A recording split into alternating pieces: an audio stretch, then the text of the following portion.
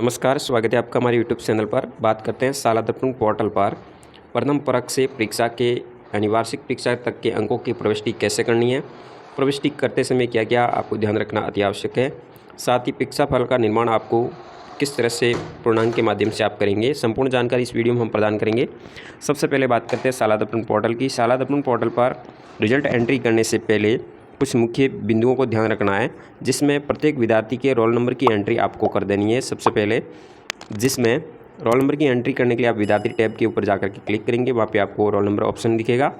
दूसरी बात, आप प्रपत्र 7 और 7A जिसमें विषयों की ऑप्शनल विषय 11 12 के लिए ऑप्शनल होते हैं, तो उन विषयों की एंट्री करनी है और कक्षा 6 से 10 के लिए थर्ड लैंग्वेज की एंट्री आपको कर देनी है और इसको आपको अंतिम परीक्षा तक नहीं बदलना है। फिर तीसरे ऑप्शन में मासिक उपस्थिति के मॉड्यूल की प्रविष्टि आपको करनी है, जिसमें कुल मासिक कार्य दिवस की प्रविष्टि के लिए आप विद्यालय टैब में जाकर के एंट्री करेंगे और प्रत्येक महीने की मासिक उपस्थिति आप विद्यार्थी टैब में करेंगे। फिर चौथी बात, आप सेक्शन जिसमें AB को सिलेक्ट करके सेव करना है और स्टूडेंट के मीडियम की एंट्री आपको कर देनी है। मीडियम एंट्री जिसमें हिंदी अंग्रेजी माध्यम का है, तो वो आपको एंट्री कंप्लीट कर देनी। तो ये बातें आपको अंकों की प्रविष्टि करने से पहले कर देनी, यदि नहीं की है तो इसको अपडेट कर देवे। उसके उपरांत आपको परीक्षा परिणाम प्रविष्टि मॉडल के ऊपर जाना है, जिसमें आप लॉगिन करोगे शाला दर्पण पोर्टल पे, तो यहाँ पे आपको परीक्षा परिणाम का ऑप्शन दिखेगा। परिणाम के ऊपर क्लिक करेंगे जैसे ही आप, तो आपके सामने परीक्षा परिणाम दिशा निर्देश के पास में प्रविष्टियों का ऑप्शन आएगा, जिसमें यहाँ पे 2324 के नाम से प्रविष्टि से शो हो रहा होगा। इस पर क्लिक करेंगे तो आपको प्रविष्टि का ऑप्शन ओपन हो जाएगा। यदि पूरे विद्यार्थी शो नहीं हो रहे हैं तो रिजल्ट रीसेट डाटा पे जाके आप रीसेट कर देवे। उसके उपरांत आपके समस्त विद्यार्थी शो हो जाएंगे। प्रविष्टि करने के लिए आपको नीचे की तरफ जाना है, यहाँ पे आपको सेशन को सिलेक्ट करना है। सेशन के बाद आपको सेक्शन को सिलेक्ट करेंगे। फिर यदि आर्ट्स साइंस है तो फैकल्टी का है तो अलग लगाएगा, और जिसमें फर्स्ट टर्म है सेकंड टर्म है। फिर यहाँ पे क्लास को सिलेक्ट करनी है और यहाँ पे विषय को सिलेक्ट करना है। फिर शो बटन पे क्लिक कर देना है।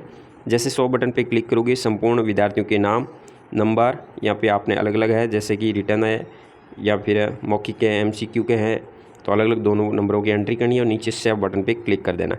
तो ये संपूर्ण जानकारी यदि आप और भी विस्तारपूर्वक जानना चाहते हैं तो डिस्क्रिप्शन में लिंक दिया गया, वीडियो आप देख सकते हैं, जिसमें प्रविष्टि कैसे करनी संपूर्ण जानकारी दी गई है। अब बात करते हैं कक्षा 1 से लगा के 12 तक आपको रिजल्ट में क्या क्या तैयार करना होगा।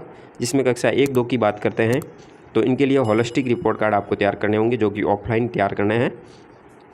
कक्षा 1 2 के लिए रिजल्ट भी आपको ऑफलाइन तैयार करना होगा।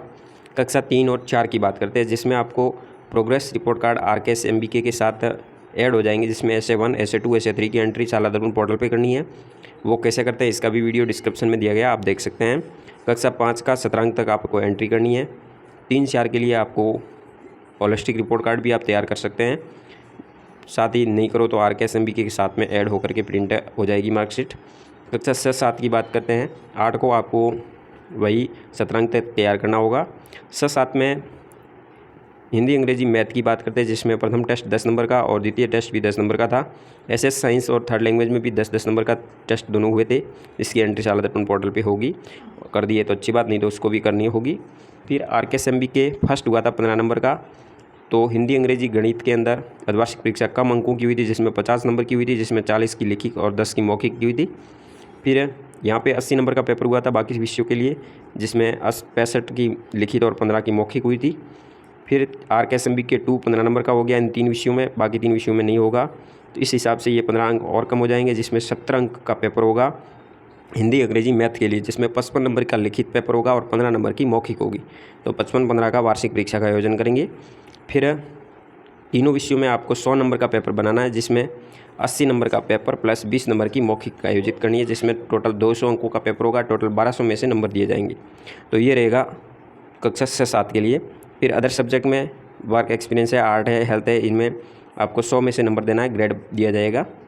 फिर बात करते हैं 9 10th की, तो 9 10th में 10th का 17 अंक वाला सिस्टम रहेगा, आप ईयरली तक उस हिसाब से आपको देने हैं।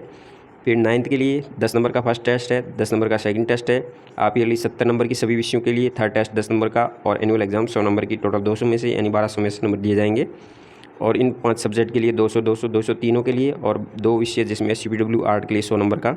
फिर यहाँ ग्रेडिंग सिस्टम है, सब में ग्रेड दिया जाएगा। फिर बात करते हैं 11th 12th की, तो जिसमें हिंदी अंग्रेजी और ऑप्शनल एक के लिए 10 नंबर का टेस्ट, प्रैक्टिकल है उसके लिए भी 10, स्पेशल है तो 10, सभी के लिए फर्स्ट टेस्ट 10 का था, सेकंड टेस्ट 10 नंबर का था। केवल हाफ ईयरली में थ्योरी का पेपर है 70 नंबर का होगा, जिसमें हिंदी अंग्रेजी और एक ऑप्शनल होगी। और जो ऑप्शनल के अलावा यदि ऐसी हो जिसमें प्रैक्टिकल हो तो 50 नंबर का होगा और 20 नंबर की प्रैक्टिकल होगी, 50 का थ्योरी दिए जाएंगे। फिर यदि कोई स्पेशल है तो 20-50 का होगा, या फिर हैंड या टाइपिंग मेथड से संबंधित तो 35-35 नंबर के पेपर होंगे। थर्ड टेस्ट है वो 10 नंबर का होगा। फिर एनुअल एग्ज़ाम की बात करते हैं, जिसमें हिंदी अंग्रेजी और थ्योरी वाले ऑप्शनल जिसमें 100 नंबर का पेपर होगा। इसमें मौखिक के नंबर नहीं होते हैं। साथ ही बाकी विषयों की बात करते हैं प्रैक्टिकल की, जिसमें 70 नंबर का पेपर, 30 नंबर की प्रैक्टिकल होगी और 70 का आपको लिखित के दिए जाएंगे, जिसमें टोटल 100 नंबर हो गए। इसके आधारित टोटल 200 में से अंक दिए जाएंगे, टोटल 1000 का इसमें भी बनेगा। तो इस तरह से आपको रिपोर्ट कार्ड और एग्ज़ाम रिजल्ट तैयार करना होगा। ये मार्क्स रहेंगे। धन्यवाद। जय हिंद, वंदे मातरम।